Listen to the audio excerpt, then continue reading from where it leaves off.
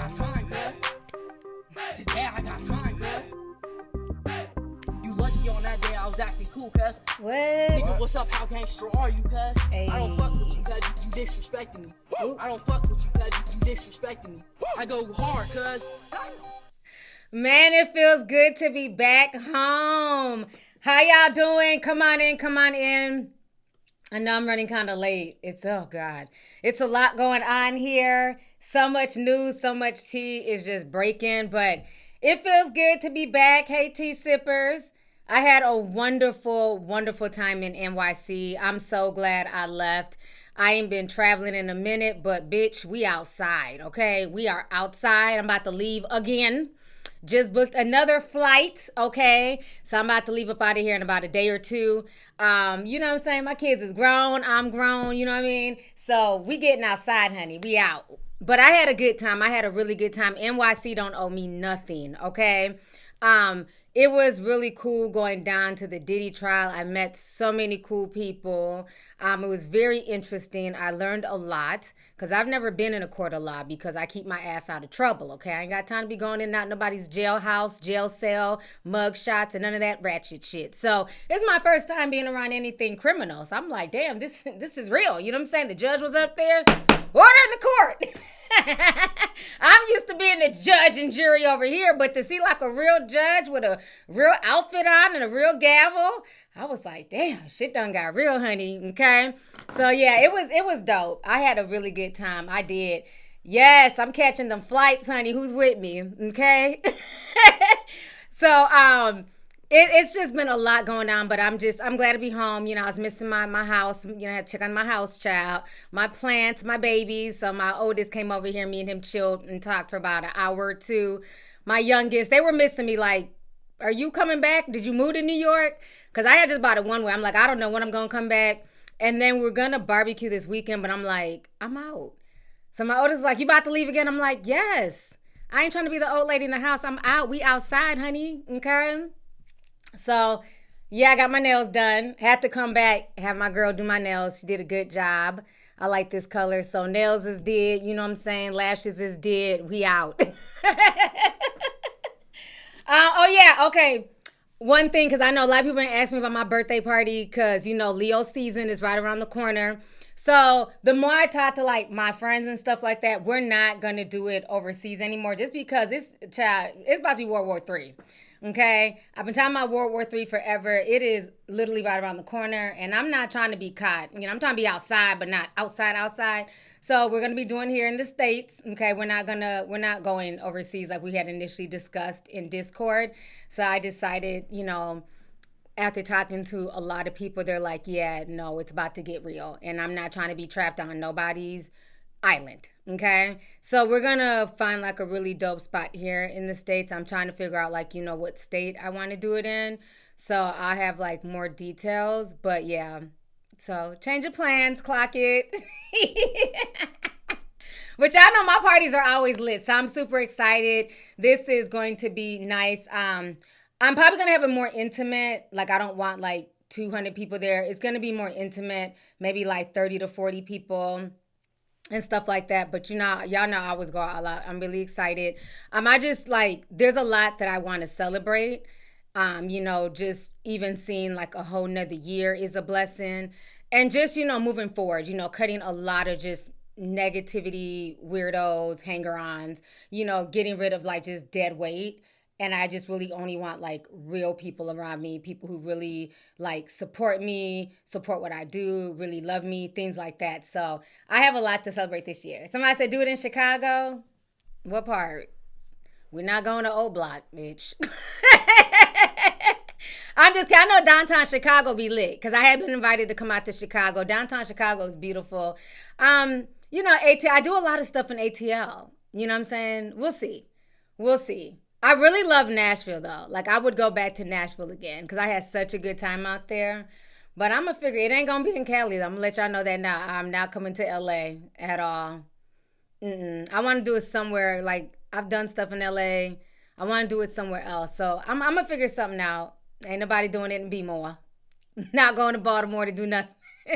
Y'all be walking around with Pooh Shiesty mask in the summertime, honey. I would not be doing anything in Baltimore. Mm-mm. Maybe Texas. I'd be willing to do something down in Texas for sure. Yeah, Texas is always, I haven't been to Dallas yet. Not Houston. I don't think I would ever go to Houston. I didn't like it. But it might have been the people that I went with, you know what I'm saying? But I didn't like Houston. But I heard Dallas is lit. I heard Dallas is a vibe. So I wouldn't mind doing something in Dallas. Yeah, Charlotte, Myrtle Beach. That area is nice too. I would definitely do something in NYC because I had such a good time. I would definitely do something. I would be willing to do something in NYC for sure. Yeah, I didn't like Houston. Sorry, Houston people. I didn't like it. It's like they were trying to be like a mini Atlanta. Just okay.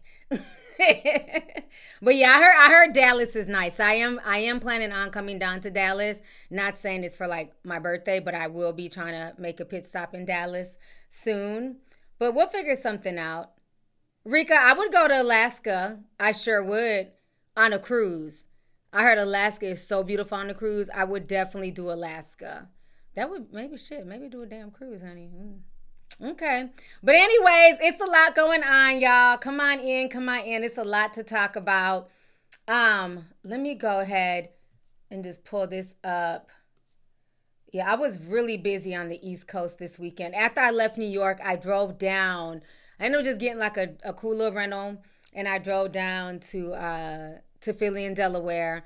And so I ended up spending Father's Day with my dad, my little sister, her husband, my nephew, my uncle, his kids. So I had a good time. I really had a good time in Delaware. Delaware is such a beautiful spot. It's like old colonial, but then you have like the new modern stuff like in Middleton. So I like Delaware. I try and get out to Delaware as much as I can. And then I like the fact that it's like right there in between all the other major cities. That's one thing I like about the East Coast is that there's just like so many major cities alongside each other. I had to stop off at Wawa, get my little sandwich, okay? Love me them Wawa sandwiches. But yeah, no, it was cool. It was cool just being out there. And then it was funny because like people were mad about my post. Like, because I had posted, I was like, it was my last night in New York, so I posted pictures of like me and my girls. And then I was like, happy Sunday / happy Father's Day. And people were like, where's the pictures of the men? I'm like, this isn't a Father's Day post. I'm just saying happy Father's Day to the decent fathers out there. We made a separate post for y'all since people were like mad. I'm not posting pictures of my dad because my dad don't do social media, child. He ain't trying to be on nobody's social media page. Okay. But that's why I spent time with my father. I do have a father, spent time with him. But just because people don't post like their personal life on social media doesn't mean it's not happening. So it was like a lot of men mad, like, oh, so you're just going to say happy Father's Day and post a bunch of pictures with girls? I'm with my father. Where's yours? You know what I mean? I just thought that was weird. Like people was like getting mad. It was just weird. But yeah, I was out there with my dad on Father's Day. So we did that. But I'm not going to post pictures of me and my father. That's not for social media. So y'all know I keep certain things behind the scenes. Well, it's not about him allowing me to post them or not. My parents don't do social media like that. You know what I'm saying? They're not social media people. Everybody does not want to be on social media. Hell, you know what I mean? Like even my podcast partners, everybody's not trying to be on social media. And that's the problem. People think that social media is the real world and they feel like they need to get posted. People who want to be posted all the time is because they need validation and clout and stuff like that. People who are comfortable living in the real world, they don't care about social media. They like living in the moment with me. You know what I'm saying? My dad is happy that I drove down there to see him. I'm in the moment. We don't need likes to prove that we were together. So, yeah. So I move in the real world with my parents. You know what I'm saying? That's what matters. I don't need anything on social media as far as like, personal stuff, child.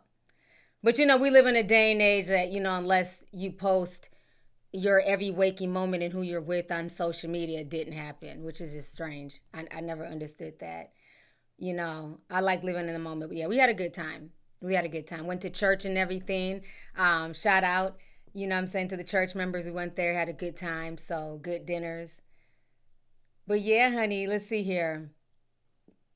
Somebody said, okay, so KCPVD sent $2, says T, not the YNs trying to bake you a cake for your birthday. Okay, YNs, yes, bake me a cake, honey. I had to check this one YN because he slid my DMs and said he was 24. I said, yeah, you're the same age as my son. And then he was like, no, that doesn't matter. I said, okay, what are your intentions? Like, what do you want from me? Are you looking for a long-term relationship? Are you looking to get married? He was like, no, I'm just looking for a good time. Blocked. I'm not looking for a YN for a good time. Okay. My daddy prayed for me. He said that my husband, well, he's like, you gonna get married again, T. My dad told me that. He gave me a wonderful prayer before I left Delaware. You know, he's like, you're going to find a good husband, a good man who's going to be equally yoked with you, who brings something to the table, you know what I'm saying, who has what you have, you know, just as much. You don't have to do struggle, love, or take care of nobody. You know what I'm saying? My dad gave me a good prayer. So I know my husband's coming. You know what I'm saying? He ain't 24, though. I'm not marrying a damn 24-year-old child. But yeah, y'all YNs be trying. Y'all gotta come. Y'all gotta bring more to the table than dust and dick, okay? We need coins. He was cute, though. He was cute. But I'm not talking to a 24-year-old. He was like, I'm here for a good time. Not with me. Next. Objection. But I will take a cake, though. Feel free to bake me a cake for my birthday. I love a good cake. Y'all are a mess, I swear. Y'all are too funny. All right, so let's go. Thank you. 24 is a baby. I have a 24-year-old. Like, absolutely not. Absolutely not. I need you to at least be damn 30, okay? 24 is way too young. He didn't have nothing. He just thought I was pretty, child. I told you a lot of these young dudes, they're going after older women.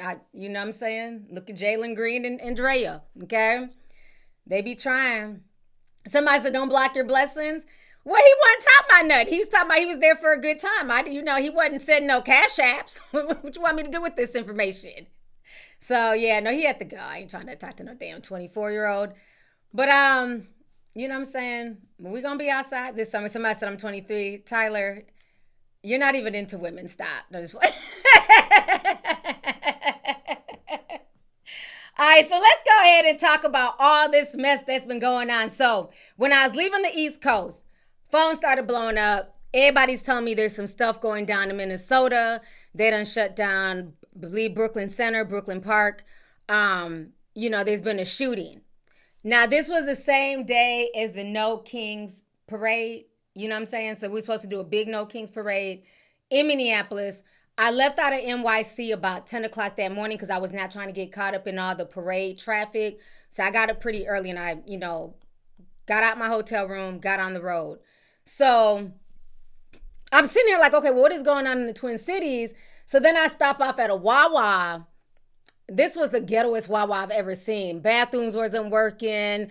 They didn't have no sandwiches. I'm like, I don't know. I think it was in Philly. Not like in the heart of Philly, but this was a ratchet Wawa. Usually Wawas be nice and clean, fresh food, and there's somebody back there on the grill. I've never seen a Wawa like this. So I'm at the damn Wawa, and I'm like, okay, what is going on in Minnesota? And then I'm hearing about, the lawmakers, the shooting, the killings, and I'm like, this is insane. So then I call my boys to, find out where they're at because, their dad lives around that way. And I knew they were trying to meet up with their dad for Father's Day and all that stuff. So, and then my youngest, he had a grad party that he was supposed to go to. They wasn't letting nobody in or out of that area. So they had to cancel all of the No Kings Parade in that area. Most people went, if you were able to get out, they did it in St. Paul at the Capitol. But so my son wasn't even able to get in there to go, like all the grad parties, everything going on in Brooklyn Center, Brooklyn Park, shut down. Feds was out and about. They wasn't letting nobody in or out. So they're doing the manhunt.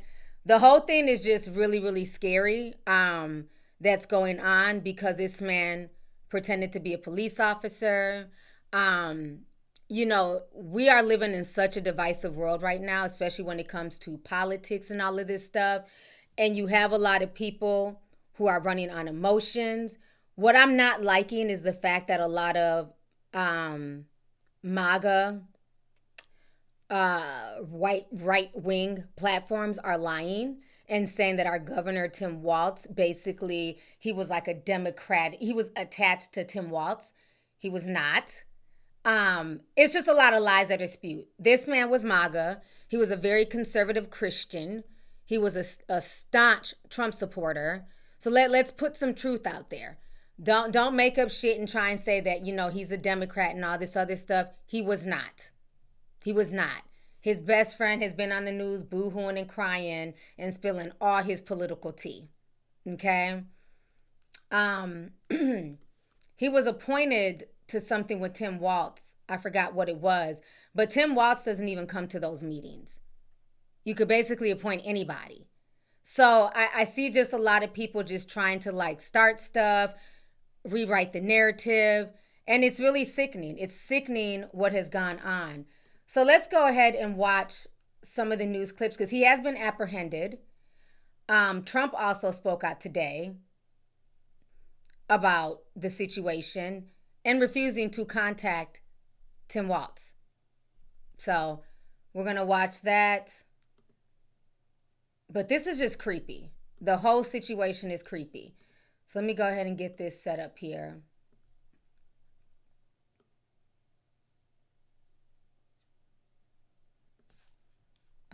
Let's see.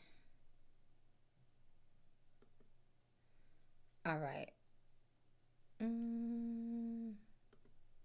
All right. So this is how this fool looked. This is just creepy. So let's go ahead and watch this real quick here. It's the chilling image of the accused assassin caught on ring cam. The suspect, Vance Boelte, looks just like a cop. You can see his uniform and flashlight, and even the emergency lights from his car. His SUV is similar to vehicles used by police departments across America. He even had an official-looking police license plate. Boelte knocked on Senator Hoffman's front door and repeatedly shouted, "This is the police, open the door." When they opened the door, Boelte shined the flashlight in their faces and said there had been a shooting reported in the house. It is disturbingly easy to get all the paraphernalia you need to pose as a real cop. We rented this uniform at a local prop house. We got handcuffs, badges, patches, even a baton. Bad people pretending to be cops is a nationwide problem. This guy posed as a police officer to pull over a driver on a highway in New Mexico. Can I talk to him for a minute? Fortunately, a real cop stopped by to help and immediately became suspicious. I'm not going to handcuff you, but I'm going to have you sit in the back of my car, all right? The assassinations in Minneapolis shocked everyone. And today, many people are wondering, do you have to open the door for police? I spoke with former LA detective Moses Castillo. When you get a knock at the door in the middle of the night and they say police, what are you supposed to do as a citizen? What do you recommend? Well, first of all, do not open the door. You have to make sure that you are dealing with the police. When in doubt, call 911 and say there's someone at my door claiming to be a police officer. Can you please confirm their identity? Because if you're not expecting them at that late at night, something's not right. Don't assume that you're safe anywhere. Precautions which might have stopped the killing spree. Okay, let me come back on this screen real quick here. That was very scary, but to me, he had on a straight mask. What they're doing right now in Minnesota, they're saying like, if you call the police or if the police come, they're sending 2 officers. So basically, if the police on scene or they come to your home, you need to check and make sure that it's 2 officers at your door. They're not sending any solo police officers right now. But yeah, I think that's the best thing is to call 911 or call, the non-emergency number and see, especially if you didn't call the police. If you didn't call the police, why are they at your house? But it's just really sad that, again, they do what most people do. The police show up at your door. You see somebody in uniform, you open it up. You don't know if they're looking for like a missing child, a suspect. So these people did not know. And he shot 4 people and 2 have now passed. So the whole situation is just really scary. Now he has been arrested. So we're going to go ahead and watch this video here as well. So I have 2 videos here. Shooting 2 state lawmakers in Minnesota is now in custody facing murder and attempted murder charges. Police say they are confident that he acted alone, but why remains unclear. Overnight, authorities capturing Vance Boelte, the man accused of shooting 2 Minnesota lawmakers and their spouses, killing 2 and wounding 2 others. Law enforcement involved in a complex and dangerous manhunt. Spent Father's Day away from their families to deliver justice for Melissa and Mark Hortman and their children who spent this Father's Day alone. Authorities arresting the 57-year-old near his farm in the city of Green Isle, finding Boelte with the help of drones and helicopters, saying he was armed but was taken into custody without incident. The suspect crawled to law enforcement teams and was placed under arrest at that point in time. Court records show a child of 2 of the victims, State Senator John Hoffman and his wife Yvette, called police to report a shooting at their home around 2 a.m. Saturday. Police were then proactively dispatched to the home of former Minnesota House Speaker Melissa Hortman. That's where they encountered the masked suspect fleeing the scene after fatally shooting Hortman and her husband. The suspect forced to abandon this SUV resembling a patrol car. If that had not happened, I have every confidence that this would have continued throughout the day. So far, no motive has been released. His friend and roommate says Boelte recently faced financial struggles while trying to realize his dream of owning a private security company, and texted him Saturday that he had made some choices and might be dead soon. Just not say crazy right-winger gone nuts and you know, that was all he is, you know. It just bothers me that's his legacy. But I knew him all my life. He wasn't that guy, you know. Sir, your friend was a crazy right-winger. Fuck his legacy. I get that that's been your friend since the 4th grade, but call him what he was. Yeah, when black folks mess up, y'all have no problem calling them thugs and everything but a child of God. So no, he is a crazy right-winger. Boelte spent time as a preacher, his roommate saying he became less cheerful after a missionary trip to Africa in 2023. Police now reviewing a list of potential targets they say the suspect left behind, including the names of many Democratic lawmakers and abortion rights advocates, along with addresses. Police also say they found at least 3 AK-47 rifles, along with a ballistic vest, a mask, and a police-style badge. A memorial outside the state capitol in Minneapolis now pays tribute to former House Speaker Melissa Hortman and her husband. As for the other 2 victims, shooting survivor Yvette Hoffman revealing she was shot 8 times and her husband 9 times. The violence underscoring a troubling trend. Threats to elected officials are on the rise. Nationally, 43% of state lawmakers reported facing threats during their most recent term in office and the preceding campaign. The increase in threats against elected officials, something like 1,700 back in 2016, and now we're up to 9,000. This is a rampant problem. House Republicans reportedly held an emergency call to discuss safety concerns. Democrats are expected to hold a similar call this. So this is really scary, and let's not forget, he would have kept on going. He had Tim Walz's name on. He had about 45 people on the list. Even our Attorney General, Keith Ellison, who has done so much for the city, you know what I'm saying, put in a lot of work during the George Floyd situation to get things changed. He had Keith Ellison on there. So this man is insane. Like, we're not going to sit here just because he was your best friend and not call him what he was. He was a rogue MAGA supporter. You know what I'm saying? So it's very funny how they're trying to make it seem like all of a sudden, oh, you know, he was a leftist because of Tim Walz. Absolutely not. We're not going to do that. So we got another news thing here we're going to watch.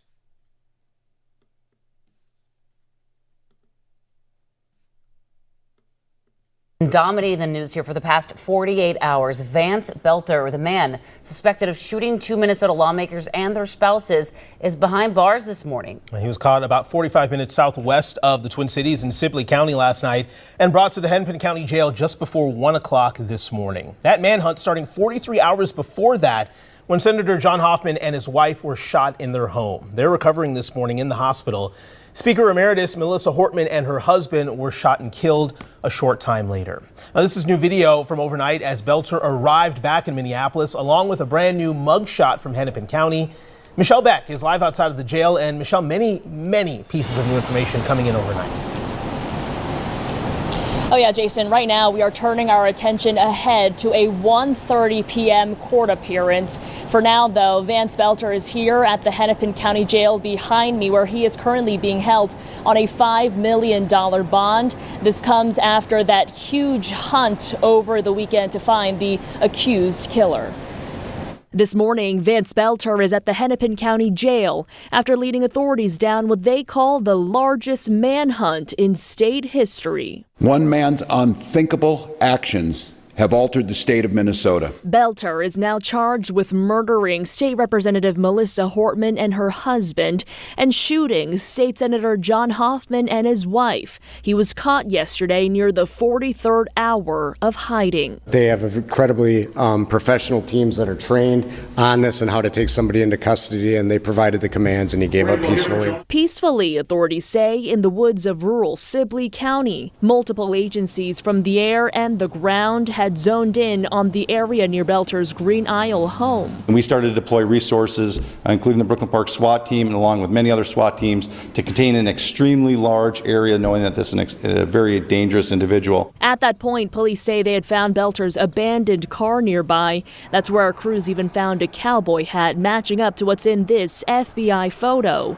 Finally, sources tell KARE 11 a neighbor spotted Boelte on a trail camera. An hour and a half or so, we were able to close the distance in with the technology in the State Patrol helicopter, and where we were able to call him out to us. New court documents reveal when Boelte allegedly attacked the two state lawmakers and their spouses, his car had at least 3 AK-47 assault rifles, a handgun, plus a list of names and addresses of other public officials. We are confident that the violence that he committed and the murders he committed and the attempted murders, that he conducted that activity alone. Governor Walz speaking to the family of the late Representative Hortman and her husband. You can rest assured that we will put every ounce of effort that the state of Minnesota has to make sure that justice is served and the individual responsible for this serves the time for the unspeakable act.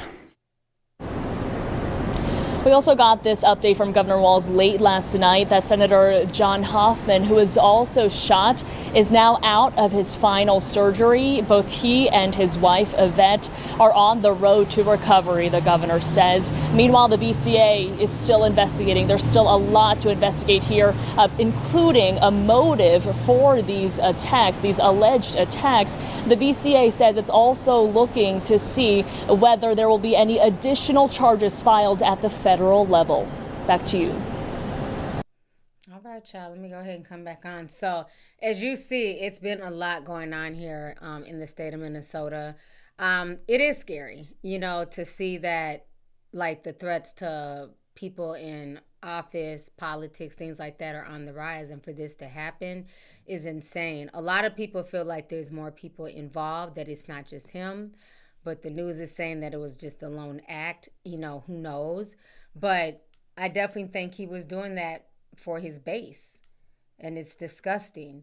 So now, yeah, somebody says Luigi didn't get bond, but he does. Clock it. Okay. So now we're going to watch.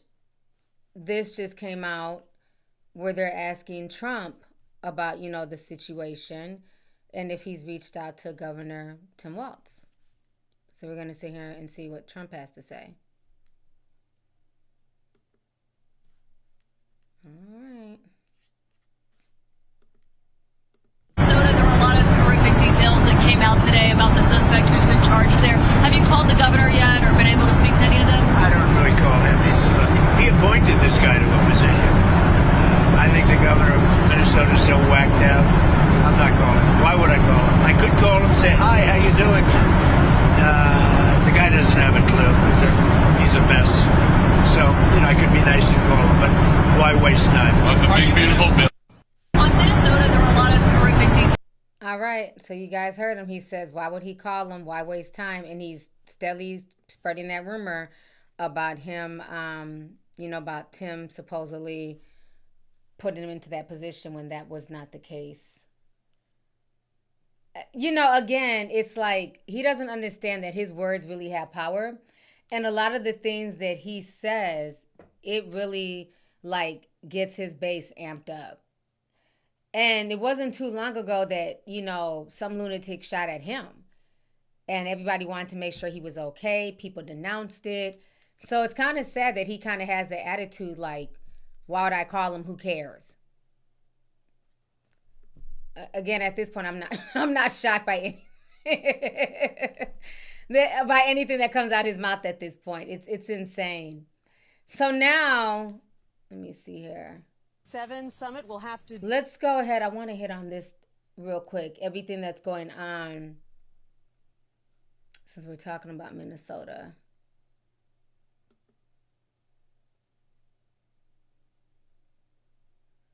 Okay. So I'm gonna save the Iran, Iraq situation for a little bit later. Let's talk about what's going on right now with MAGA. MAGA right now, they are literally imploding. So, I guess we have to talk about the Iran situation. No, not Iraq, excuse me. Israel-Iran situation. Because this is why they're kind of imploding. So Tucker Carlson came out. He was doing an interview with Steve Bannon. And basically, Tucker is not for us going into war like most people. Most people do not want to get involved in this situation. Israel decided to basically bomb Iran out of the blue, kill some of their top officials. They're claiming that, Iran has, missiles and nuclear weapons and this and that. So Israel started it first. Iran has responded, okay, gave them back the same energy. Now, what's very interesting is I'm trying to figure out, is Israel's dome not working? Because a lot of missiles are falling in Tel Aviv. A lot of those missiles are hitting their target. So where's the Iron Dome? I'm just saying. So it's really, really crazy, all the stuff that's going on. So Tucker Carlson is talking about it with Steve Bannon. Trump comes out and basically calls him Kooky Tucker. And then you have Marjorie Taylor Greene, Candace Owens. They're all coming out and speaking about this. So it's been, if you haven't been on Twitter, it has been drama. You know what I'm saying? Because a lot of people in MAGA, they don't want to get involved in the war. But it looks like this is what's being pushed at this point in time. So we're going to go ahead and watch this video first of Tucker and Steve Bannon. And then we'll watch a few more videos. So just trying to get y'all up to date with everything. What they're doing is what they always do, which is just turning up the propaganda hose to full blast and just trying to, knock elderly Fox viewers off their feet and make them submit to a new war. So what is that? That's not by popular acclaim. That's not like their viewer surveys. We need a lot more Mark Levin. Less Jesse Waters, more Mark Levin. Mark Levin! What they're doing is what they always do. So the irony is Tucker Carlson is basically saying that, Fox News is propaganda. They're trying to push the war, stuff like that. Not that I necessarily disagree, but it's also very interesting because he was on Fox News for years until he was let go. So now let's go ahead, make sure I have the video here.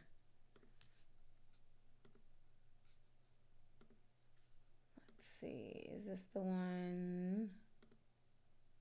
Okay, so we're going to watch what Keith Edwards has to say because he's going to do a breakdown on a lot of this stuff. So let's pull up, let me see. This part here. So he does a pretty good breakdown on this beef.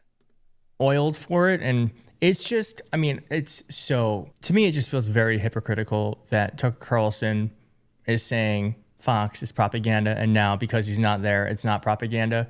And this has really opened up a huge civil war because Donald Trump has responded to this. When he was at the G7, he said this is about Tucker Carlson when asked from a reporter. They've been talking about this deal for 6 years, right? 6 years. And he's done what they haven't been able to do. So he's done really a very good job.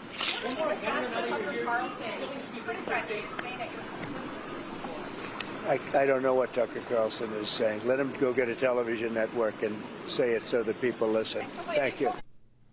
Incredible. Candace Owens was not a fan of that. Now, Donald Trump says this too. He wasn't done. He said, somebody please explain to Cookie Tucker Carlson that Iran cannot have a nuclear weapon. Okay. And I have some further posts that show that we actually very might well be getting into a war. Tucker Carlson said this, it's worth pointing out that an airstrike on the Iranian nuclear sites will almost certainly result in thousands of American deaths at bases throughout the Middle East and cost the United States tens of billions of dollars. The cost of future acts of terrorism on American soil may be even higher. Those aren't guesses. Those are the Pentagon's own estimates. A bombing campaign against Iran will set off a war and it will be America's war. Don't let the propagandists lie to you. I'm anti-war. I don't think we should be going to war at all. I mean, I know Iran is bad, but I just think it's not something we should get involved in. If Israel wants to attack them, go ahead. I don't think America has any place in that. And didn't Donald Trump run on no new wars and he was going to end everything else within 24 hours? Whatever happened to that? Kimberly Ross said this, it warms my heart to see my favorite principled conservatives absolutely wreck the fraud known as Tucker Carlson. The enemy of your enemy is not your friend. That the left doesn't like Carlson doesn't mean that the left doesn't like Carlson doesn't mean we should embrace him. This applies to everyone, to many others as well. God, I got through that. Reading that was really hard. Now, Donald Trump tweeted this. When was this? A few hours ago. He said Iran should have signed the deal. I told him to sign. What a shame and a waste of human life. Simply stated, Iran cannot have a nuclear weapon. I said it over and over again. Everyone should immediately evacuate Tehran. Now, this is crazy that the President of the United States is telling us. Now, remember this tweet here, because once he says that, let me come back. Once he tells everybody to evacuate Tehran. Now, Tehran is huge. There's about 10 million people in the city of Tehran. That would be like, imagine right now if like the president of Pakistan came out and was like, all of the citizens in Los Angeles need to evacuate right now. Like, it's insane. Like, why is this being done on Twitter? Like, this makes no sense. And so people start hightailing it out of Tehran. Like, there's just lines and lines of traffic. It is insane. You know, nobody wants to get bombed. You can't control where these missiles land. So the fact that he would say that is just insane. Imagine a president overseas telling the American people, all you people in Brooklyn need to leave Brooklyn now. And everybody in Brooklyn start doing a mass exodus out of Brooklyn. You can't make this stuff up. It's insane that all of this is going on via Twitter. Let me see. I was trying to find, the Marjorie Taylor Greene part. Let's watch that. Because then Marjorie gets in her feelings.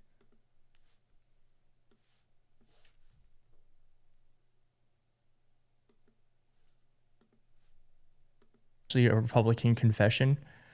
Tim Nichols said it like this: once upon a time, if a U.S. president urged the people of a foreign capital with whom we are not at war to evacuate and then posted with lots of exclamation points in them, we'd be very concerned about the health and stability of that president. Now everyone shrugs and says, well, Trump. Marjorie Taylor Greene, this is showing the fracture now in the MAGA base, because Marjorie Taylor Greene defended Tucker after Trump attacked him. She said, she's basically like, he's anti-war, right? Whatever. And then she goes on to say, foreign wars, intervention, regime change, put America last, kill innocent people, are making us broke, and will ultimately lead to our destruction. That's not kooky in direct response to Trump's tweet.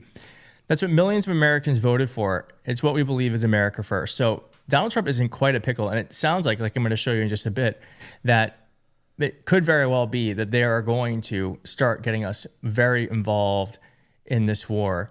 Laura Loomer, on the other side of it, started to attack Tucker, saying, can we stop pretending like Tucker Carlson is a true Trump supporter? He has never publicly apologized for what he said about Trump. I guess he said that he hates Trump in a lawsuit. Like, when you're in a cult, that stuff like that is just, you can't do it. And then he also said, why did Tucker Carlson ask Hunter Biden to write a letter of recommendation for her son to get into Georgetown?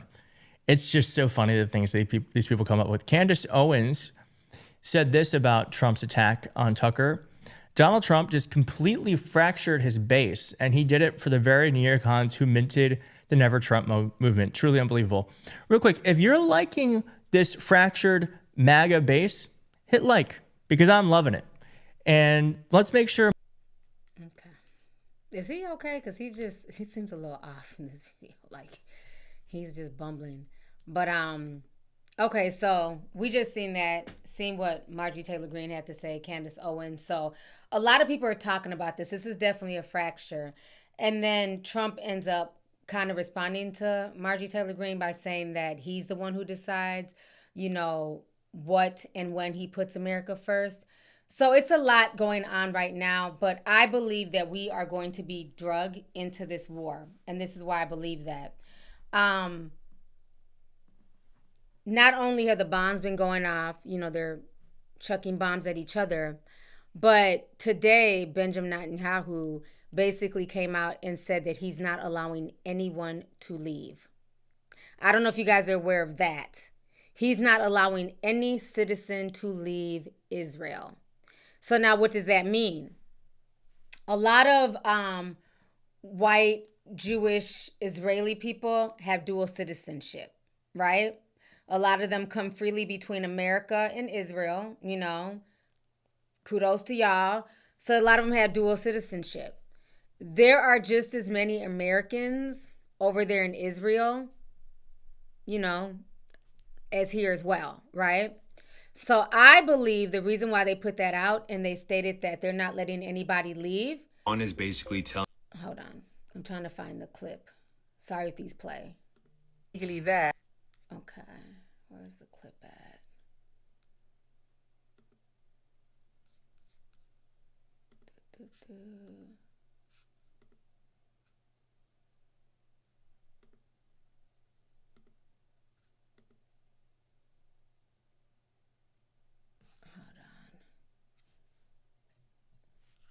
I'm going to keep looking for it, but this is what I'm thinking. The reason why they're trying to force people to stay in Israel, American citizens included,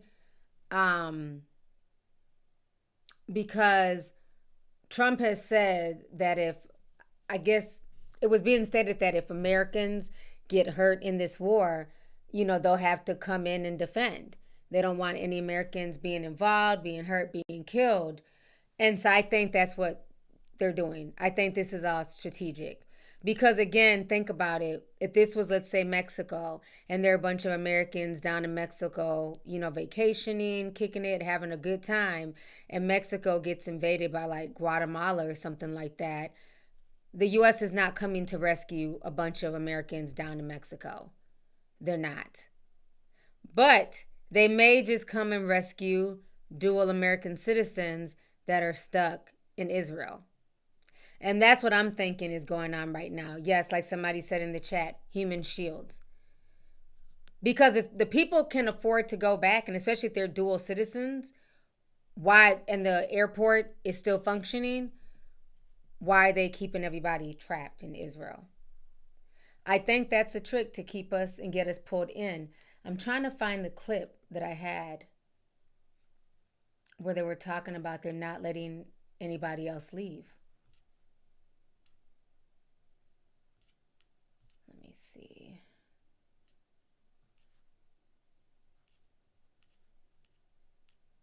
So I've been going down a bunch of geopolitical rabbit holes.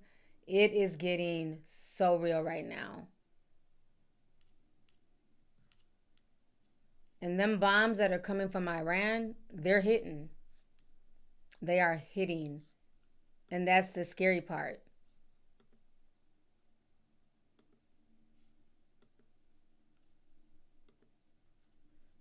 Okay, I'm not sure where it went. I thought I had it pulled up.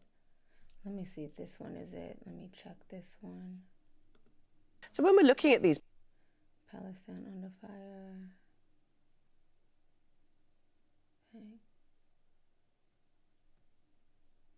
Okay, no, that's not it.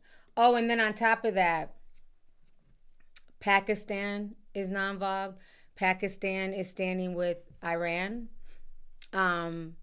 Iran also has a lot of deals with China. And so, as we all know, like the dollar is devaluing. And so they are trying to now do, deals in Chinese currency.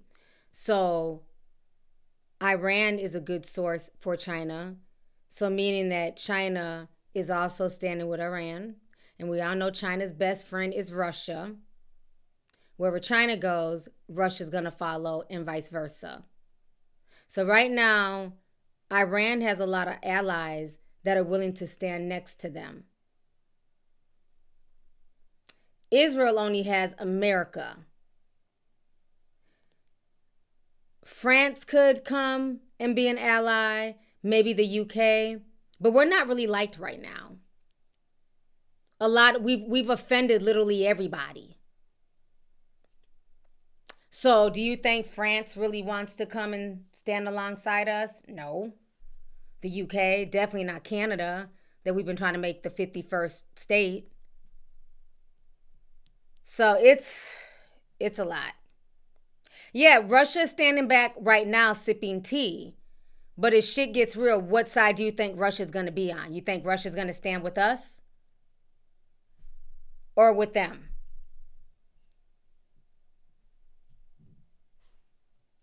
So yeah, we're like, it's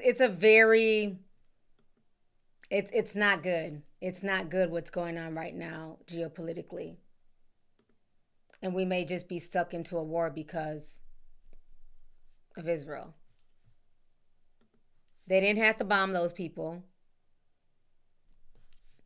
And they did.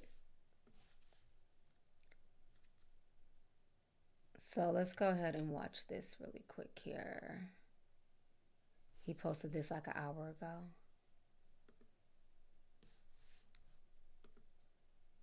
Telling the United States, if you join in this conflict, then you're going to be next. So Tehran is literally lining up missiles ready to hit the United States bases if they join Israel's war. Also, Iranian state TV just issued a statement saying tonight a great surprise will occur, one that the world will remember for centuries. Right now, the US is not taking any chances as more than 40,000 troops are now on high alert across the region. More than 30 US refueling tankers have already been deployed to support Israeli fighter jets. Now, Trump ended his trip early. He flew home early from the G7 summit and he just finished up an hour-long meeting in the Situation Room. So hopefully we're going to get some updates soon. According to him, he knows where the Supreme Leader is hiding. He wrote on Truth Social. He said, we're not going to take him out, at least not for now, but our patience is wearing thin. And then minutes later, he said unconditional surrender. So once I get more updates, I'll keep you guys updated.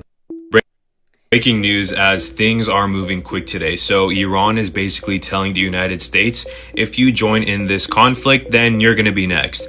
So Tehran is literally lining up missiles ready to hit the United States bases if they join Israel's war. Also, Iranian state TV just issued a statement saying tonight a great surprise will occur, one that the world will remember for centuries. Right now, the US is not taking any chances as more than 40,000 troops are now on high alert across the region. More than 30 US refueling tankers have already been deployed to support Israeli fighter jets. Now, Trump ended his trip early. He flew home early from the G7 summit and he just finished up an hour-long meeting in the Situation Room. So hopefully we're going to get some updates soon. According to him, he knows where... Okay, I wanted to read this. That's why I let it play over. But this is the tweet that was sent out earlier today that a lot of people were really pissed off about. He ended up deleting it. So he says, we know exactly where the so-called Supreme Leader is hiding. He's an easy target, but is safe there. We are not going to take him out, kill, at least not for now. But we don't want missiles shot at civilians or American soldiers. Our patience is wearing thin. Thank you for your attention to the matter.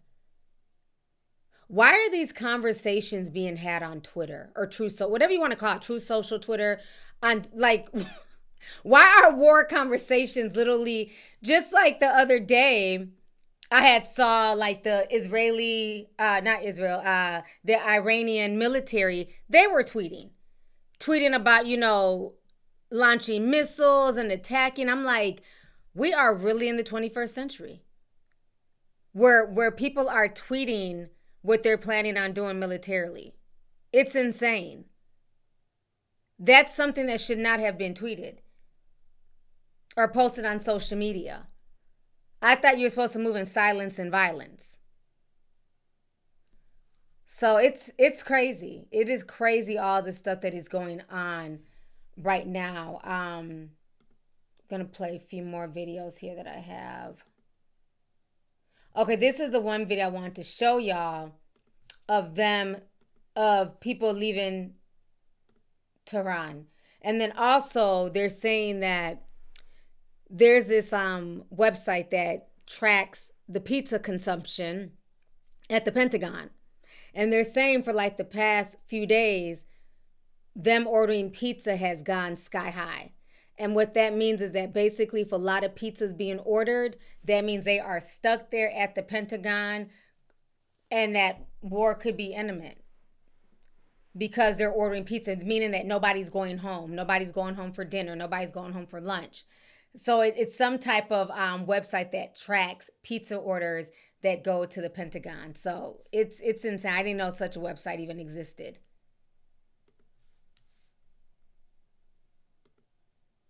This may be it for us. Pentagon pizza trackers are going literally insane. Massive pizza parties all across the Pentagon. Trump leaving early to come back to DC to go over this problem. And now on the news, they're talking about how the Iron Dome's not able to stop any of these missiles that are incoming. And also, even the US is having a problem taking down these missiles. Kind of feels like I told you all that days ago and you wanted to put your opinions in the comments. And we have what appears to be hundreds of thousands, what looks like, leaving the capital of Iran. So look at all these people. So when Trump sent out that tweet, all of those people dipped out. It's massive traffic jams leaving Tehran. But just wait, that's not even the half of it. Right after the president's Truth Social post, we started getting these warnings all over Israel. Meanwhile, we have Israel media showing stuff like this right here. And also the IDF kicking journalists out of Israel and telling people again not to record what's going on because then Iran will be able to see, I mean, what is GPS, right?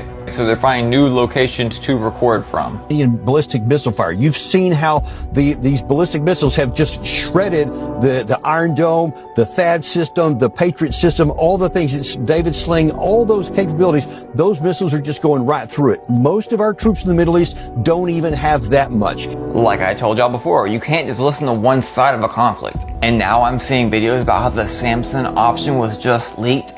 If you think it was just leaked, you have no business covering geopolitics at all. Get back to dancing. There have been hundreds of books written over decades detailing the Samson option. And by the way, look at the screenshot I took earlier of the certain number on the certain post.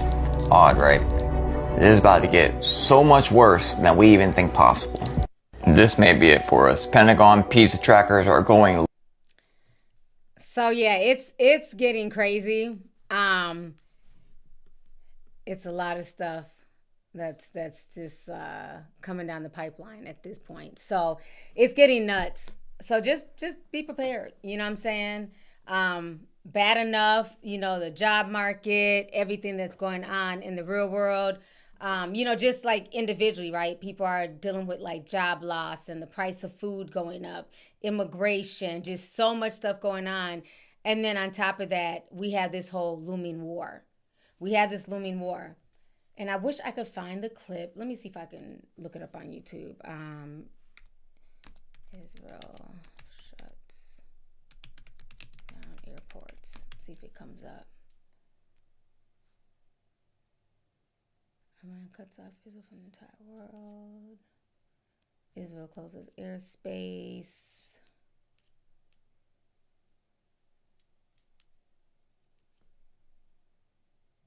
Yeah, they said Caitlyn Jenner is out there stuck in Israel. Caitlyn Jenner can't leave either.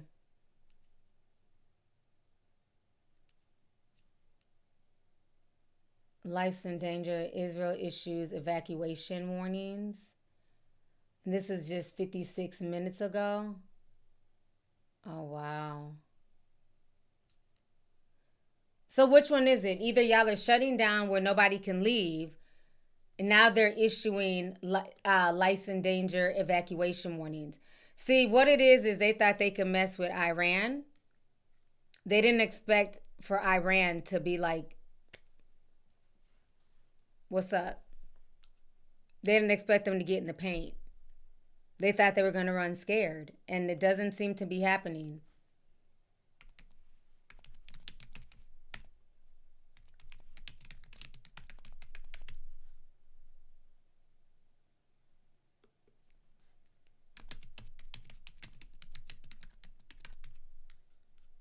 I'm trying to find that clip. China warns citizens to leave Israel. Damn, even China said it's about to get real. China is out here telling their citizens to leave Israel. Huh. Okay, so Israel's main airport is the Ben Gurion Airport. Sorry if I'm mispronouncing that. But basically, it is closed until further notice. Britons are stranded there. Airlines are being stranded. Airlines to bring stranded Israelis back home. No outward flights. So this is real. Airports closed across the Middle East. I'm just trying to find. Let's see.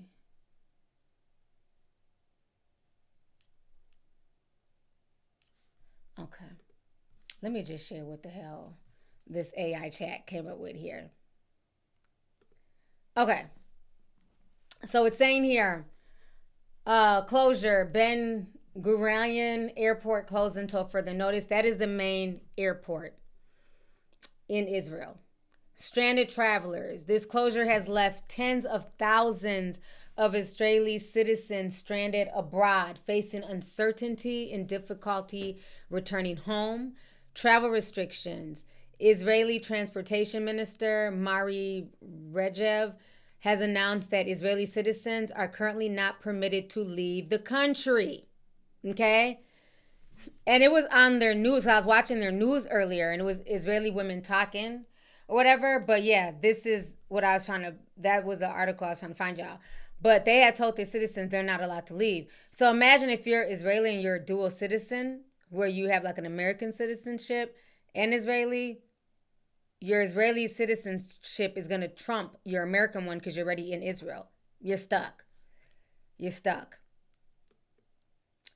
They're saying exceptions. Only non-Israeli nationals such as diplomats and tourists are reportedly allowed to depart. So that's why China is able to send for their citizens, because most Chinese people are not Israeli.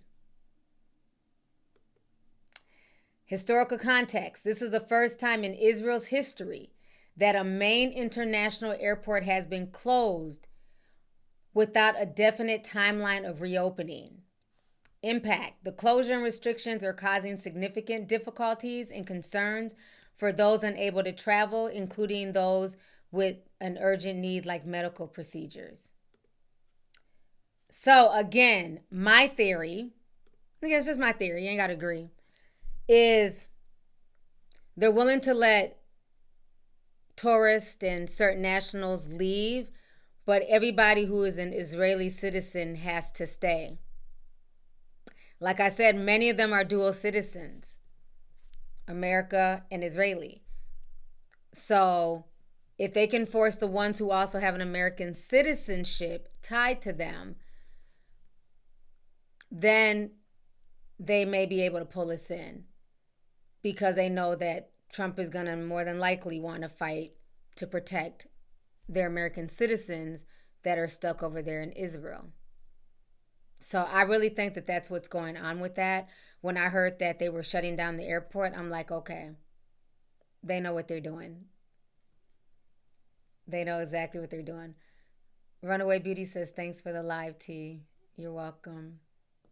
So, like I said, it's getting very, very real. as far as this goes. Let's see. They just issued a warning, so let's watch that. I got time today, so we're going to go ahead and just, sip on this World War III tea. So let's watch what CNN is saying about this situation. Israel's military just... Hold on. Let me put this on the screen. Okay.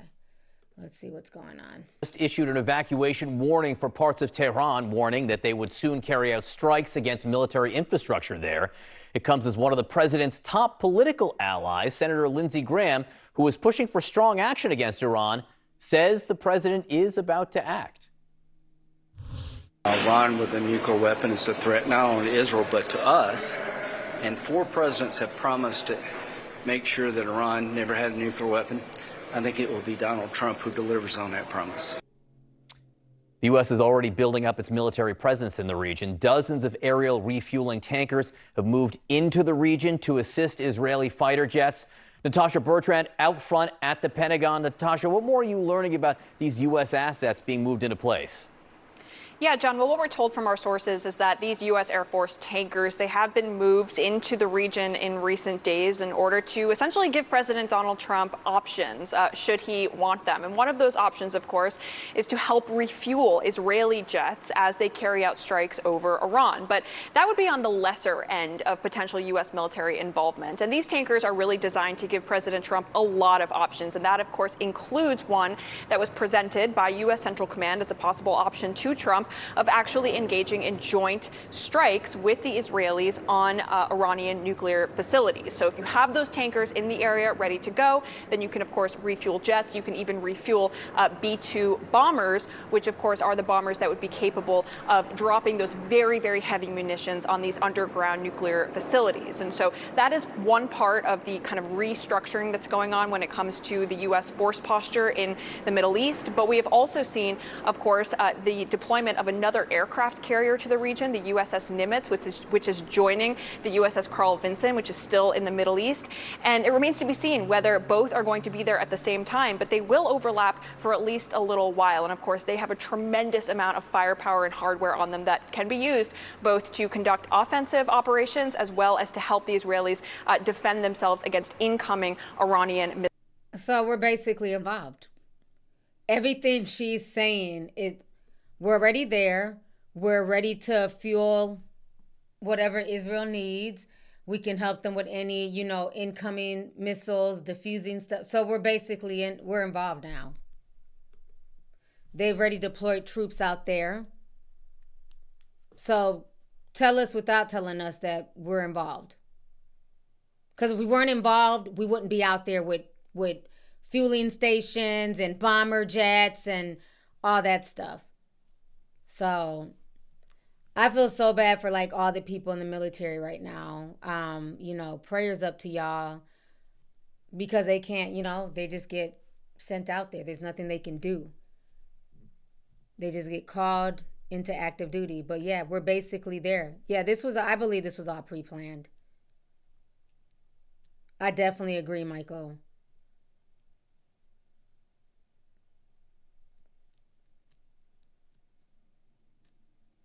Yeah, it's sad. It's sad. So y'all just pay attention to what's going on as far as that goes. It's going to be very interesting. Like I said, again, Israel started this. Iran is responding. And, they have a lot of allies on their team right now. This goes way, way deeper. Like I always said, it's sad because it's old men that start wars and it's young men that die in them. And the draft will be coming back. Once this is officially declared as World War III, best believe the draft will be coming back. Because most of this generation, they're not trying to volunteer for this bullshit. And I don't blame them. So they're going to force these kids to go into the draft. Let's not forget, Job Corps was shut down a week ago. Isn't it very interesting that now you have all these people who are fighting age kicked out across the country, kicked out of Job Corps? These people who are trying to get trades and degrees and everything else, a lot of them were literally kicked out into the street.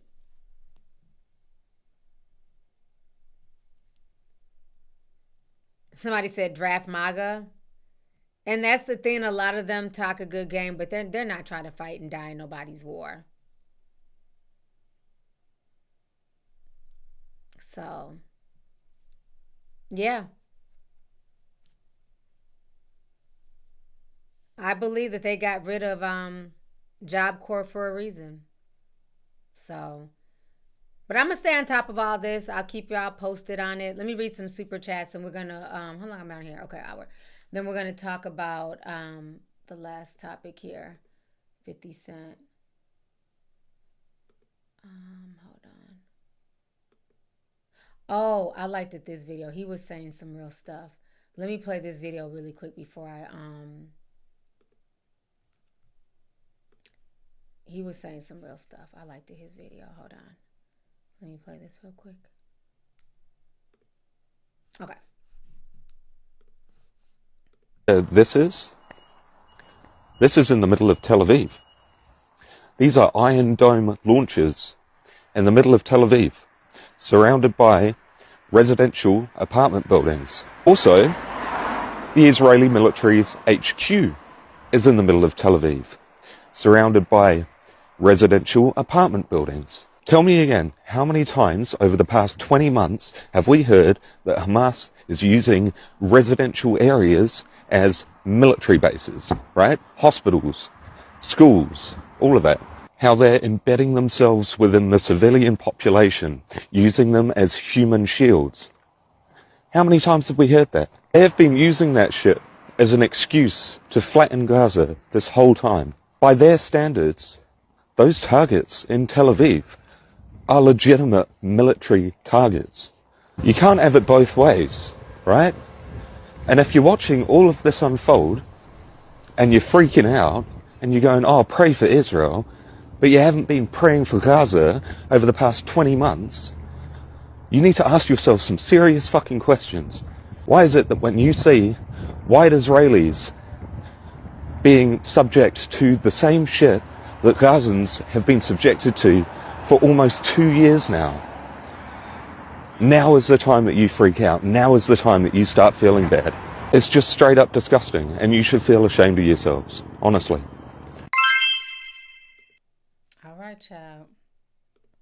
So, yeah, he went in. He said some real stuff, you know.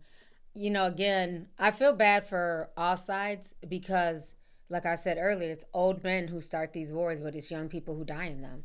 I refuse to believe that every Israeli, man of fighting age really wants to fight and possibly die in a war that doesn't benefit them. Then you have the young people in Gaza and now, Iran. I'm sure a lot of people in Iran don't want to have anything to do with this shit. Just like a lot of the Americans here don't want to have anything to do with any of that nonsense. We just want to live our lives, work, make money, take care of our families, get a good home-cooked meal every now and then. You know what I'm saying? We don't want to worry about all this shit. So it's sad because the people who are starting this, the people who are, bombing and throwing missiles and doing all this stuff, they're good. They can fly out and they have private jets and they can go into underground bunkers and never be touched. It's the innocent person living in their apartment building who just blew up yesterday. So it's really sad. It's really sad. Okay, let me go ahead and read some of these super chats here. Let's see. Hart says, I'm playing Sims and watching you. Watching you is the life. Love you too. Thank you. Let's see here. Wolf says, hey T, I hope everyone is doing well. I've been a member for 2 years anyways to access the Discord. Yeah, when we open it, we post and you have about 24 hours to join. So we post like every 3 months. So just be ready for the post. We will be opening up again soon for the summertime. But yeah, that's usually how people get into the Discord. So thank you for the super chat here. Melanin Queen said 999 says, I've been rocking with you since Madam CJ Walker first put her first perm on the shelf. You're a solid one. Thank you for all your hard work. You my crack pipe. You my CP. Girl, you a mess. Thank you so much, sis. She says, keep up the great work and the stellar integrity. I appreciate you. Y'all are too funny. Papaya Sim 499 says, T, I wonder if he was inspired by Roy Den Hollinger, who carried out a similar attack for similar reasons in 2020. I gotta Google that name because I don't know who that is. What did he do? Was an American lawyer who gained notoriety as a suspected murderer after attacking discrimination on behalf of men. Okay, he's the suspect. Okay, the judge. Okay, Judge Esther Salas. Wasn't he the one who had, like, he shot her son or something like that? Self-described the anti-feminist lawyer. Yeah, now that I know who you're talking about, he probably did. He probably did. Thank you for the super chat. Let's see here. Josie says, we're getting closer and closer to the return of Jesus Christ each passing day. Oscar says, human nature is a bloodthirsty creature. Thank you for the super chat.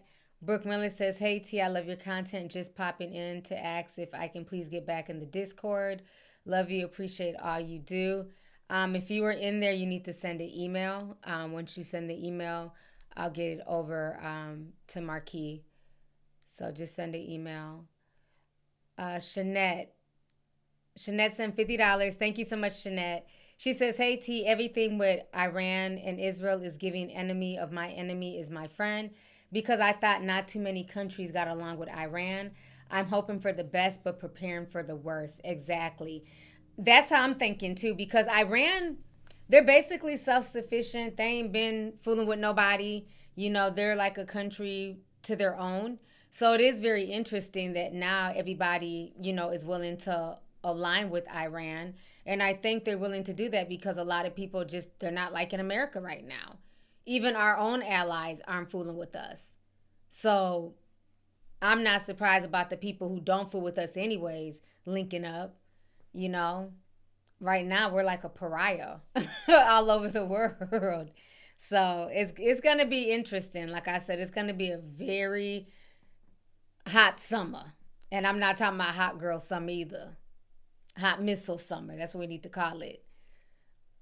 Let's see here. It's Jaya. Said, did you talk about the Minnesota officials? Yep, I did that at the beginning of the stream. Natalie said, did we talk about Tyler Perry? I just heard about the Tyler Perry situation. I seen that Madia posted it. I don't know if there's any more updated info. Let me see. This situation is a mess. But remember, who was that guy? Was that actor we talked about a few months ago, the real handsome guy? And people were, you know, whispering back then that Tyler Perry was sexually harassing people. This is insane.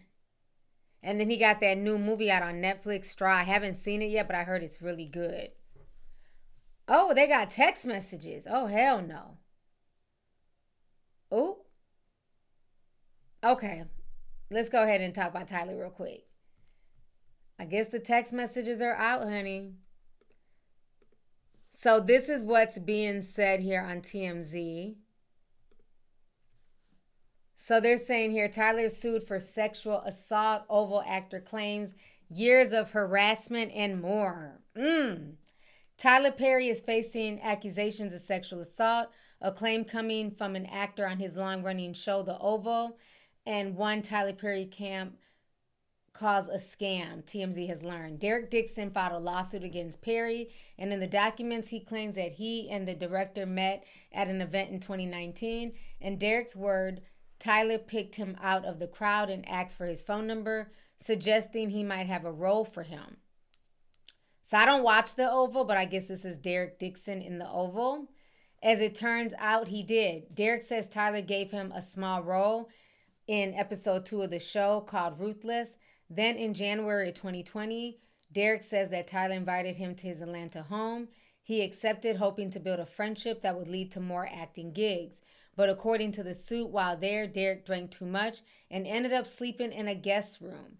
In the docs obtained by TMZ, Derek claims that Tyler got into bed with him and started touching his thighs. Not the thighs. The hell? What? And although he rejected the advances, he claims Tyler remained interested. Shortly thereafter, Derek says he landed the role of Dale in The Oval. Great for his career, but claims it was around the time that Tyler also started firing off sexually suggestive texts, including asking Drew what Drew's sexual preferences were and telling him that he has had sex with men. Derek also notes his character Dale was written as gay, homeless, and a desperate store clerk who had to sleep with other characters for a place to stay. He claims that's exactly what Tyler told him he was looking for in a real-life sexual partner, someone who would be loyal and dependent on Tyler.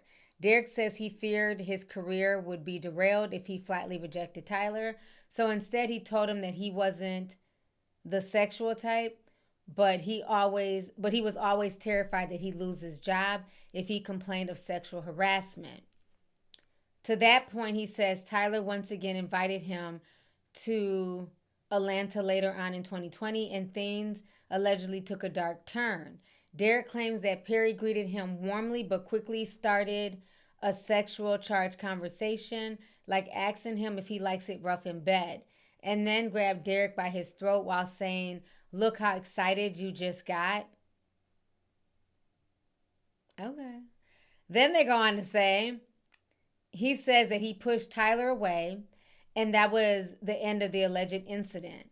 The lawsuit includes years of text messages allegedly sent between both men. Most of the ones Tyler allegedly sent are sexually charged.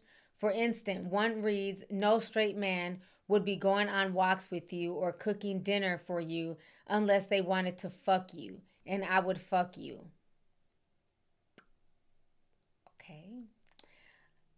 Then they go on to say the most aggressive incident allegedly went down on June 2021, again at Tyler's Atlanta home. Dixon was staying in the guest house and wearing only his underwear when he says Tyler came in and gave him a goodnight hug. He alleges that Tyler yanked down his underwear, groped his butt, and said, "Relax, let's just let it happen," and assured him it wasn't going to hurt. Dixon said he managed to rebuff his advances by changing the subject. According to the suit, Dixon finally filed a complaint with the Equal Employment and Opportunities Commission in June of 2024, then quit the Oval, saying that he could no longer put up with the alleged sexual harassment. Dixon is suing Tyler and Tyler Perry Studios for quid pro quo and workplace sexual harassment and sexual assault and battery. And he's seeking $260 million in damages. Tyler's attorney, Matthew Boyd, tells us this is an individual who got close to Tyler Perry and for what now appears to be for nothing more than a setup scam. But Tyler will not be shaken down. We are confident that these fabricated claims of harassment will fail. So now let's read these text messages. So this one says, "Nice picture. Yeah, water does look calm." Then he says, "Nice picture." Then he says, "Great, amazing, awesome picture." Then he says, "You don't see that stud in that nice picture? Rude." Then he says, "LOL, yes, that's a stud." This one says, "I can call you tomorrow sometime." Then he says, "You have a really fresh voice and take on things. I don't know where this is going, but I laughed the entire time. I could see the world and the characters, My exclusivity ends in 30 days. I want to take losing it out to Amazon or Netflix. After that, engage their interests. But I also want to try and get you with the right people to help make these shows work. They are not for my audience, but we need to find a home for this stuff. I don't want to miss another creek. You know that Eugene brought that to me first, but I didn't get it. Eamon gets there tomorrow, so he's got my full attention. I'll be trapped until the day after Christmas, so let's talk then. Then he says, wow, I was worried you'd even like it because it's a weird concept. Thank you. Okay, so in this text, see if I can scroll down a bit. He says, but I swear to you, I know how to fix this shit. I love killing a mother effer in a show that no one expects. Then he says, you could be sipping Mai Tais, counting coconuts right now. Then he says, think about the last episode. They were all shot at. We don't know who lives. Exactly, I'm scared. They should be too. Nope, they're not. Last I checked, we all got the same bullets in us. Okay, where is the sex talk? Because this is boring. Right, we need and had a heaping dose of it. Now it's back. It's really weird. I didn't have any contact. What are you talking about? I haven't been touched in months. Oh, you mean touching? I thought you meant being around people. Jacob, I love that you only say that when I'm being stupid. LOL. I guess the Jacob's dumbass version of me. Child, these old convoluted conversations. Then he says, you know what I cook? Derek, spaghetti, cake, you. I'm so drunk talking shit. Okay, looks like there might be some talk here. He says here, what is it going to take for you to have guiltless sex? Have y'all found that yet in therapy? Yes, it's the exact kind of car, Geo Metro. Then he says, giving up my religious guilt, becoming a Buddhist. That's so cool. Where you came from. Then he says, unfortunately, Derek, I have friends who are in their 50s and 60s who are dealing with that, and it's so sad. You can have freedom from religious guilt and still believe in Christ. Okay, I'm not reading all this. I just don't care.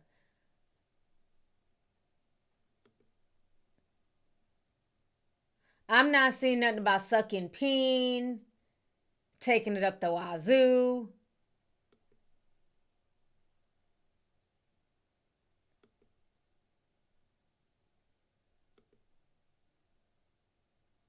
Okay, girl. Well, good luck, Tyler. He said he wanted a bag. I thought he's going to have more than that. Like, I'm not really seeing anything salacious like that in the text messages, but okay, girl. Good luck. I guess everybody's trying to pull a Cassie now.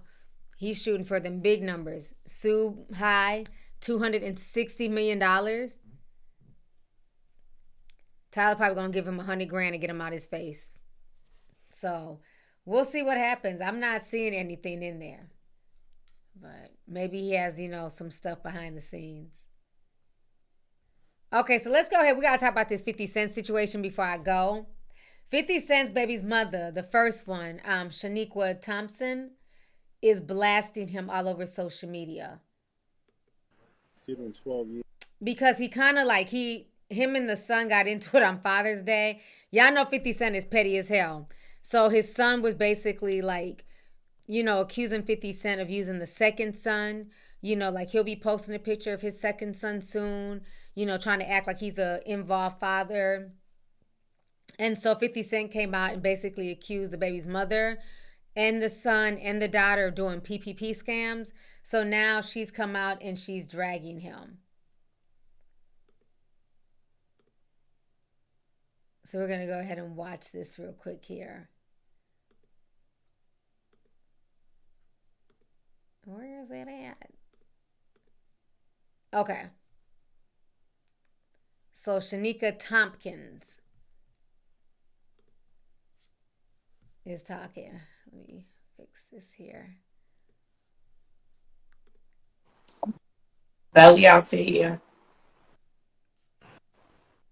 Oh, let me start it over. Peace. Belly out to here. Well, let me ask you. So Marquise, I'm pregnant with Marquise, so sitting 12 years. Why didn't you want to be with him? Just at this point, he's a famous rapper. G-Unit is clicking. You know, he's a sex symbol in a sense because he's in great shape. Why wouldn't you want to be with somebody at that point in his career? Because he was abusive. Well, he still is abusive. I'm just not in his presence, but he's abusive. Emotionally, physically, he's abusive. And the last straw for me was he hit me in front of my daughter. And I said, as a mother, if I allowed her to see him hit me and stay with him, what example am I setting for my daughter? And that's when, first time he hit me, I was pregnant with Marquise. That was it for me. It was that and another incident with Marquise. So it was two incidents, but it was kind of close. And there was another incident with Marquise, Yale, and Banks used to have an apartment they used to share in Manhattan. And I went to pick 50 up from there. So Marquise told me that I guess like he had a girl there, like, you know, a girl that, he just told me something. So him and I got to argument. He beat the mess out of me and then told Marquise, see, it's your fault. I had to whoop your mother's ass. So those were the two incidents for me that I said, no, it's time to go. That was. So now, let me see if I can find the clips where she talks about the other baby's mother.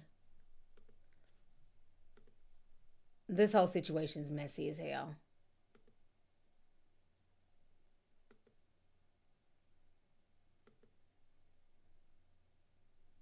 I think, let me see, was that one of the clips? Put it this. Because she's going in on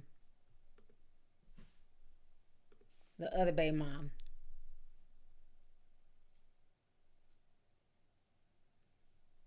But it's like literally an hour-long interview where she's talking about it and just like blasting 50.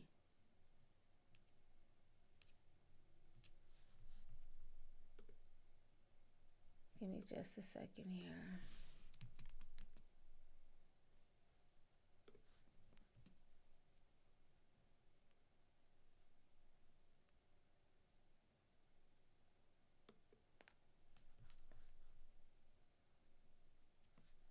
This might be all it. know the Diddy trial is going on. Okay, yeah, this is the one here. There we go. All right, let me pull this up here. Okay, so now she's like talking about the Diddy trial. We all know the Diddy trial is going on, and we all know my son's father is not happy with it. Like, he's not happy. But what Daphne is doing is indicative to her character.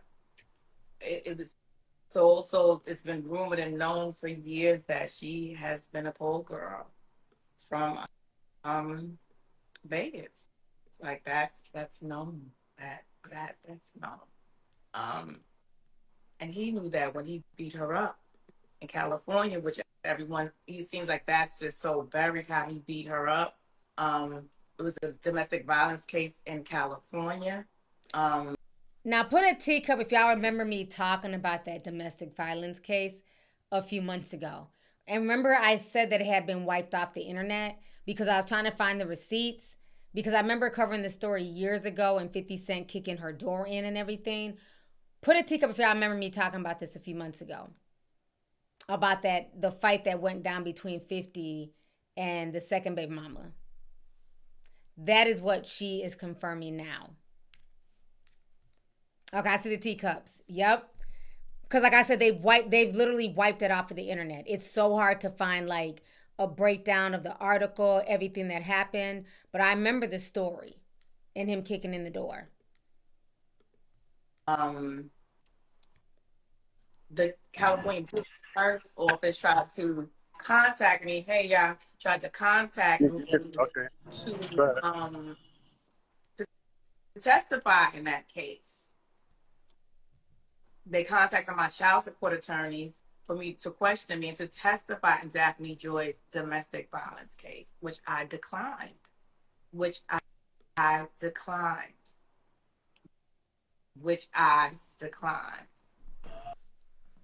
What made you decline?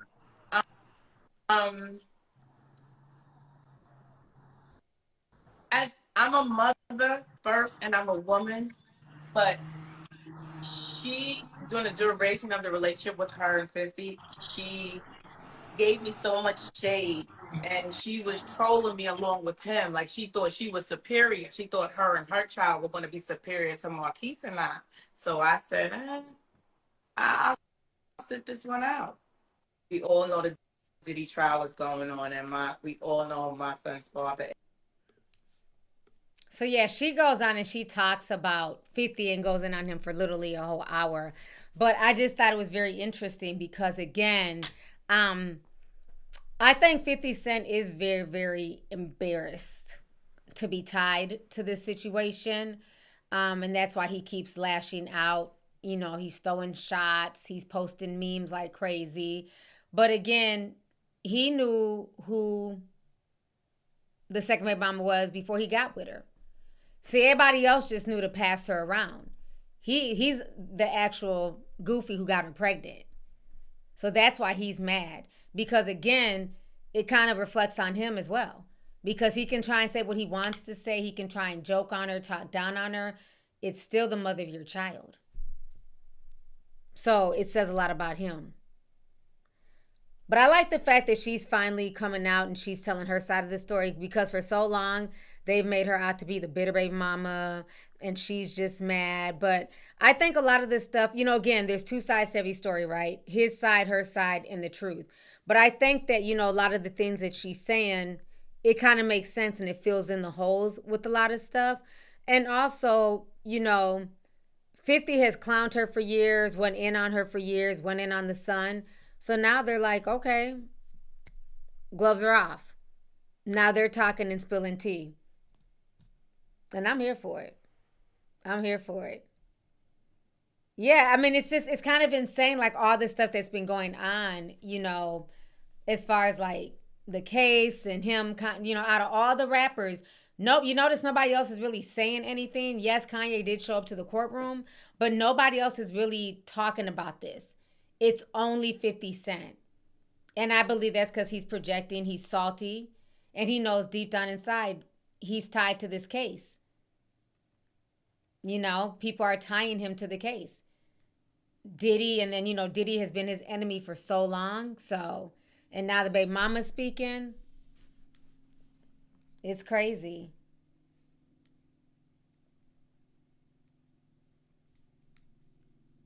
Yeah, like I remember he was calling her a little sex worker when everything first came out with the Diddy lawsuit. And he was like, you know, he's about to get full custody of his son. And he's like, you little sex worker. And I'm like, but at one point in time, you knew she was a sex worker and you were okay with it. Like, don't shame her now. You knew what it was. Yeah. So it's just, it's crazy. But, you know, again, I think, and I didn't really like the setup of her interview. It was kind of off, the guy popping in and out. I think that she needs to go and do a sit-down interview with, I don't know, whoever. I would like that, where it's like better microphones, you know, we can hear her clearly, because the guy's microphone on Instagram, it was doing too much. But I just want to hear her just sit down and tell her story, or even write a book. Because I remember when she was on the news a long time ago, who remembers when she said that 50 Cent tried to kill her in the house and burn the house down? Let me see if I can find that. She was in the news a long time ago, talking about how she almost got killed. I don't know if y'all remember that. Let me see if I can find it on YouTube.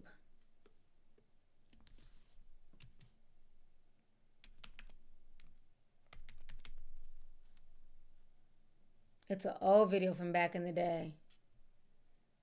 Yeah, here it is. So he's been a menace. I found it. I know I wasn't tripping. Y'all now don't forget shit. He's been a menace to this lady. Let me pull it up here. Who remembers this from back in the day?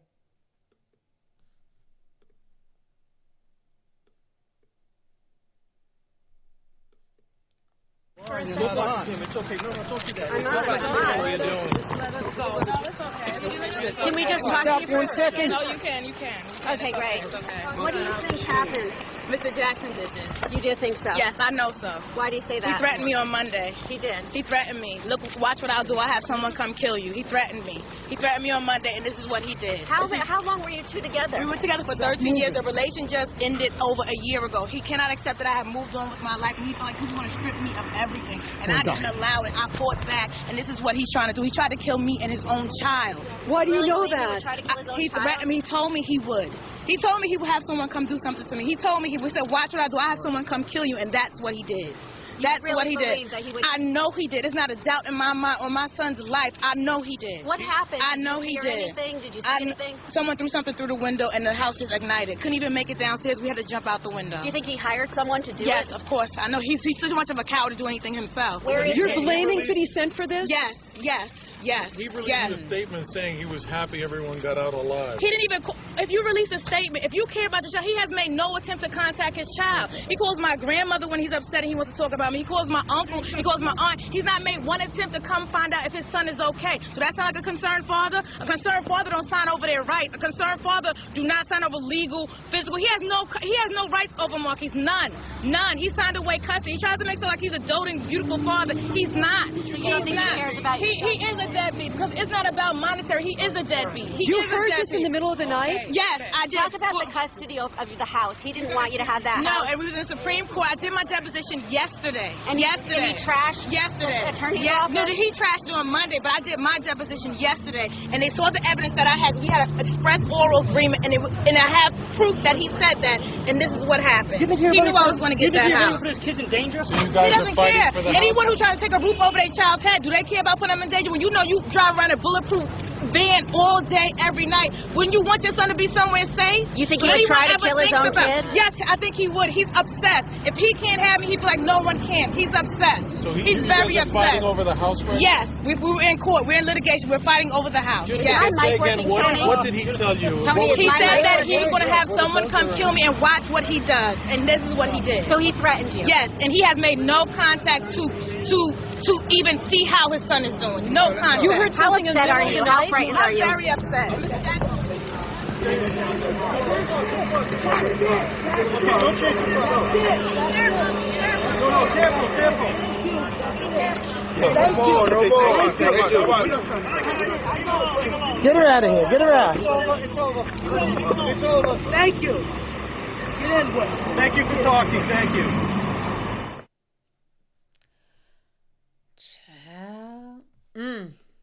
So, as y'all see, she been going through it with 50 for a long time, for years. So I just think at this point she's tired of like the back and forth, him always throwing shots at her. So now she wants to come out and, tell her story.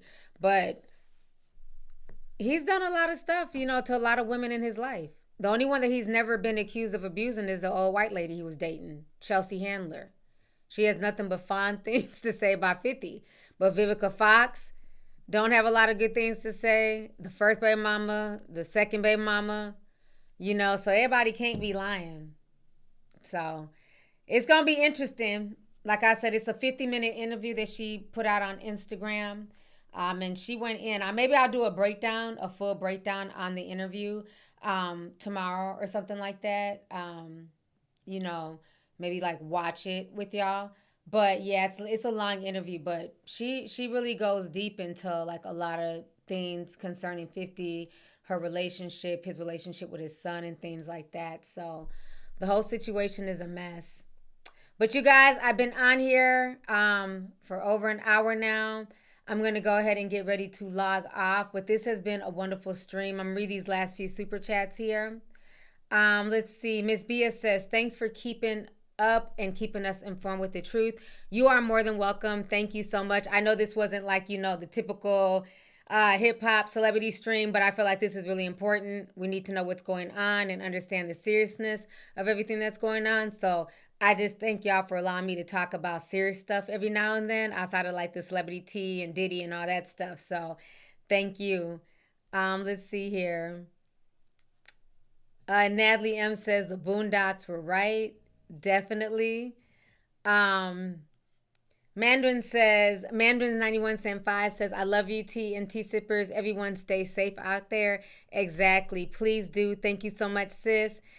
Trey J sent 9.99 says, I joined active duty Army 10 years ago to just get free education and to build a better life for myself, not to fight an old white man's war. I was supposed to get out in May of 2026, shaking my head. Wow. Well, I'm sorry to hear that. I know a lot of people are getting deployed. I mean, a lot of people who have like military family members. And right now, a lot of folks who are getting deployed, they're not even allowed to say where they're going. A lot of them don't even know where they're going.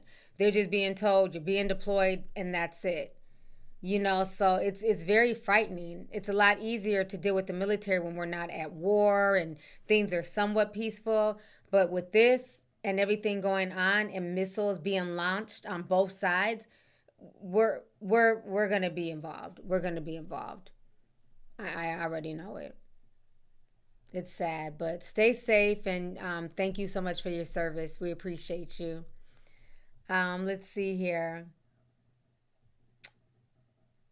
Oscar Rodriguez says, that's how the elite stay in power, by turning us into pigs to be sent to slaughter. Oswald Mandus was right. The world is a machine for pigs. Thank you so much for the super chat. Let's see. Lex Nuno sent $10, says, I'm going to catch the playback. I live 15 minutes from Green Isle. It was crazy. It was a crazy weekend here, to say the least. By the way, this is your local Mexican tea sipper. Thank you for everything you do. Thank you so much for the love and thank you for the super chat. I appreciate you. Yeah, it was a lot going on this weekend, with the No Kings protest. They said it was one of the biggest protests in America thus far, from what I've been seeing on the mainstream. They said a lot of folks didn't go to like the 250 year of the Army party / Trump's birthday party. There was more people at the No Kings protest. So I saw a lot of the videos and the pictures and stuff like that. So thank you for the super chat. Let's see here. Ronald Harvey says, I remember that because that's what started the beef between 50 Cent and Rick Ross. Oh, yeah, that beef with those two is insane. That goes way back, with him leaking one of Rick Ross's baby's mother's porn on the internet and him being sued. That was a whole mess back then. But okay, you guys, thank y'all so much for tuning in. I'll be having some more stuff, more podcasts coming up. I'm going to try and get another video up by tomorrow because I got to get ready to pack up and leave again. So just stay tuned for that. So I'll talk to you guys later. Everybody have a good night. Bye, everyone.